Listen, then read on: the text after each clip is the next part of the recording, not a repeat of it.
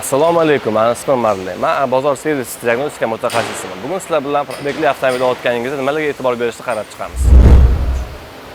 Birinchi navbatda dvigatelni eshitib ko'ramiz. Dvigatel tashqari shovqinli bo'lishi kerak emas. Bir tekisda silliq ishlash kerak. Keyin uzatmalar qutisini tekshiramiz. Uzatmalar qutisini reverse, drive, neytralniga qo'yganda har xil silkinishlar bo'lishi kerak emas. Avtomobil zavodgan holatda orqa go'shtini tekshiramiz. Har xil tutunlar chiqish kerak emas. Agar oq tutun chiqayotgan bo'lsa, antifriz kamayotgan bo'ladi, blok qurayotgan bo'ladi. Qora tutun chiqayotgan bo'lsa, bakat desimiz, injektor tiqilib qolgan bo'ladi yoki sivayotgan bo'ladi.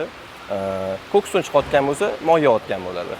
Va eng yaxshi usuli go'shtni ichiga tiqib, barmog'i yurg'izib ko'rish kerak. Qurum chiqdi. Bu moy kamayotganidan dalil. Eng asosiysi avtomobilning kuzov qismini ko'rib chiqishimiz kerak. Kapot, tom, eshik, krilo detallarni hamma rangi bir-biriga to'g'ri kelishi kerak. Va yana bir narsa, avtomobilni kuzov detallari qotgan bo'tlarga e'tibor beramiz. Bo'tlarga suv chiz tushmagan bo'lishi kerak, o'zining zavodskiy kraskasida bo'lishi kerak.